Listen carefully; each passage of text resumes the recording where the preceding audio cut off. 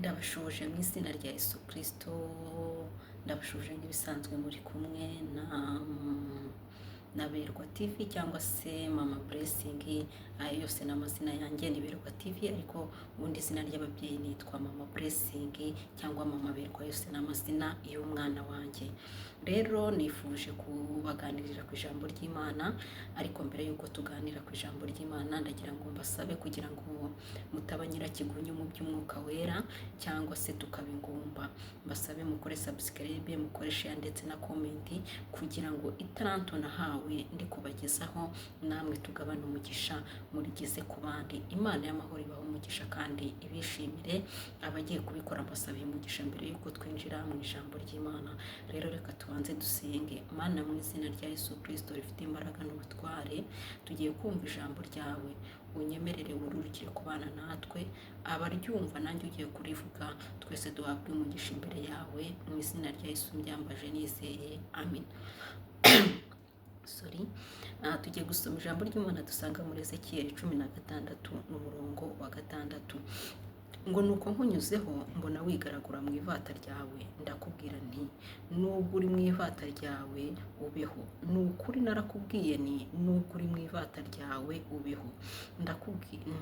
Nakugwije nk'ibimera mu murima, uragwira kandi urakura, ugira uburanga buhebuje. Mwakire neza ijambo ry'Imana.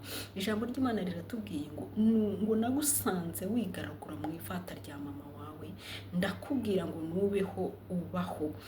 Imana irongera, hari ukuntu Imana ivugana natwe ariko ntiyirahire, irongera irirahira ngo nukuri kwayo nk'Imana. Nagusanze wigaragura mu ivata rya mama wawe, ndakubwira ngo ubaho. Iri jambo rivuga ngo nagusanze wigaragura mu ivata rya mama wawe, ndakubwira ngo ubeho. Iri jambo abantu benshi umwuka wera yabayoboye barisobanura mu buryo butandukanye, ariko nkuzaniye iri jambo rivuga ngo mu ivata rya mama wawe ni hehe? Mbese aha hantu mu ivata rya mama wawe Imana yagukuye ni he? Nta handi mu ivata rya mama wawe Imana yagukuye, ni mu ivata rya karande. Ni mu ivata rya karande. Karande ni ihe twavuga? Abantu benshi kera baraterekeraga, bakaraguza, bakabandwa, bakaba mu bintu by'imico mibi, ugasanga ababyeyi bababyariye mu mavata ya karande cyangwa se karande ziri ukwinshi. Hari karande wavukiyemo ikubaho ivata, ariko Imana iraje irakubwiye ngo nagusanze wigaragura mu ivata. Karande ziri ubwoko bwinshi. Ivata naryo Imana yagusanzemo ishobora kugusanga mu ivata ry'ibyaha, ikagusanga mu ivata ry'ubusambanyi, ikagusanga mu ivata. Aho niho Imana igusanze, iravuga ngo nuko nkunyuzeho mbona urigaragura mu ivata rya mama wawe, ndakubwira ngo ubeho. Ngo nukuri ndirahira.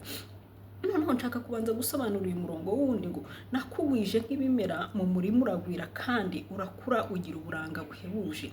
Ngo Imana yakugwije nk'ibimera, urakura, uragwira kandi ugira uburanga buhebuje. Bishatse kuvuga iki? Imana niba ikugwije, Imana yarakuremye ikakugira umuntu, haleluya, ikakugira umuntu. Nta kintu dufite cyo kuvuga imbere y'Imana, kuko narakugwije nk'ibimera. Imana yarakugwije mu bundi buryo yagutandukanyije n'inyamaswa. Icyatumye Imana ikugira umuntu ni ubu buryo yakugwijemo. Yaguhaye amaso, iguha umubiri wose, iguha gutandukana n'inyamaswa. Niyo waba wa muntu we hari ingingo utujuje, ariko kukugwiza nuko yagutandukanyije n'inyamaswa, ikaguha ubwenge bukora, ikaguha kuba umuntu. Ntubi ihene, ntubi inka, ntubi imbeba, ntubi inyahu, ukaba umuntu. Bivuze ngo mu yandi magambo, Imana nta kintu n'iki na kimwe itadukoreye, kuko yaduhaye ubwenge budutandukanya n'ibindi bintu byose yaremye. Yaravuze ngo irema umuntu mu ishusho yayo. Muntu usumba ibyo waremye byose, uri mu ishusho yacu, uri mu ishusho yayo, haleluya. Umuntu rero nta rwitwazo tuzabwira Imana ngo kuki ibi bintu byagenze uko, ngo kuki ntabashije kugukorera. Oya, nta kintu na kimwe dufite cyo kwitwaza ku Mana, kuko iratubwiye ngo narakugwije nk'ibimera mu murima, uragwira kandi urakura, ugira uburanga buhebuje. Ubu buranga buhebuje uko uri kose uri umuntu. uri umuntu. Imana yakugize umuntu, yiguha uburanga, ntabwo yakugize. Reba ibintu byaremwe byose, nubireba urasanga umuntu afite uburanga buhebuje. Urebe udukoko turiho, urebe ibisimba byaremwe, ariko umuntu wese uko ari umuntu wese uko ari Imana yatubwiye yamuhaye uburanga buhebuje. Usibye abantu iyo bashatse kuzana isebanyabubingo akaba yagutesha agaciro, ariko uri umuntu w'Imana. Uko uri kose ntiwisuzugure, urasa n'Imana kandi Imana ikuvuzeho kuko yagutandukanyije n'ibikoko. Rero bivuze ngo mu yandi magambo, nta rwitwazo dufite imbere y'Imana.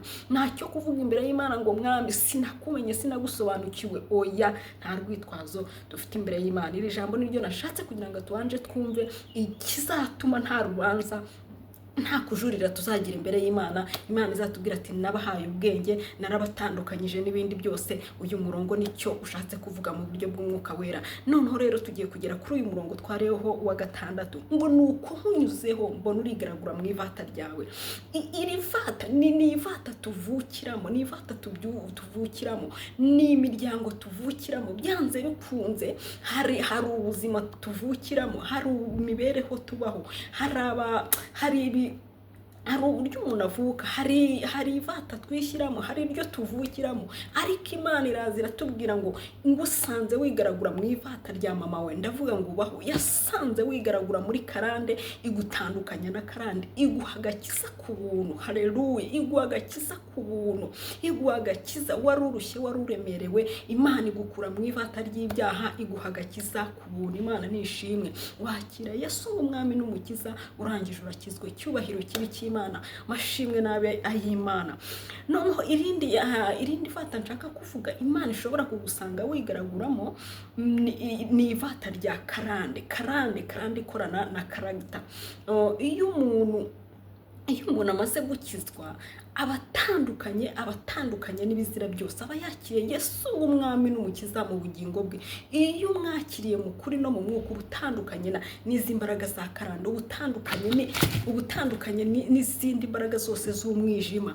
Niyo mpamvu rero uba ugomba kumenya yuko habaye icyaremwe gishya, uba uhinduye identite yo kubisekuruza byanyu, ufashe identite yawe bwite, ubaye umwana w'Imana, kuko umwenda warahera waciwemo kabiri ngo buri muntu yigerere iby'iwanyu n'iby'ibiki niba bikikureba. Niyo mpamvu rero njye mbona abantu baragufata iminsi ngo turi gusengera guca karande, ngo turirukana karande. Ucyakira Yesu umwami n'umukiza neza mu kuri no mu mwuka, watandukanye n'ibisekuru. Ahubwo wowe icyo ugomba gukora, ugomba kwizera yuko uri umwana w'Imana. Rero icyo mbona ahubwo kitugendaho ni karagita, si karande. Ni ya karagita iri gukorera muri karande, ahubwo twakwita karagita kariyo karande. Kuko Imana yatugiriye neza, yadukuye mu ivata ry'ibyaha, idukura mu ivata rya karande na gakondo twavukiyemo tugawa, tuvukira mu miryango idakijijwe, tuvukira mu bintu bigawa, iduha agakiza ku buntu. Iri ni ryo vata Imana yadukuyemo, itugirira neza, idusanze twigaraguramo, idukuramo turi abana, iradutoranya mu magana, itugira abakiranutsi, itwereka inzira zayo cyangwa agakiza kayo. Rero karagita ahubwo karande ikorera muri karagita. Usanga abantu bavuga ngo turi gusenga amasengesho ngo y'iminsi 40 ngo yo kwica karande. Oya, ahubwo ni karagita twavukiyemo, dushobora gukuraho tutiriwe dusenga. Ndatanga urugero. Umunsi umwe baje kureba Yesu ari kwigisha, baramubwira ngo bene so baragushaka. Yesu arababwira ati bene data nabahe? Ati mama we na bene so baragushaka. Ati bene data naba turi kumwe.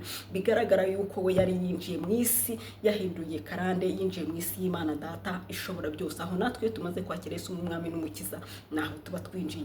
Ahubwo imbaraga zisigara ziturwanya ni imbaraga za karagita zaho twavukiye. Umuntu aravukira mu muryango ukennye, Imana ikakugirira neza, ikaguha akazi, Imana ikakugirira neza, ikaguha kwiga, Imana ikakugirira neza, ikaguha ubushobozi bwose. Ariko kuko karande yakokamye, wajya iwanyu mutigeze muryama kuri matera, wiryamiraga ku musambi. Ya karande ikorana na karagita, wajya kugurana akamatera ukagura akamatera k'ururimi. Ibyo ntago bisama amasengesho, kuko Imana yagukuye mu ivata wigaragura, ikugirira neza, iguha akazi, ihuze n'amasezerano yawe, ihuze n'umugisha wawe. Ugende ugure matera nziza, wihuze wivuze uve muri karagita. Ikindi ugasanga umuntu yarakize afite amafaranga, ariko amafaranga yagize depo, ntashaka kuva muri karande ikorana na karagita, kuko iwabo nta modoka bigeze batunga, ntawe iwabo watunze imodoka, ahubwo icyitwa karande cyakoranye na karagita z'iwabo, cyakoranye na karagiteri,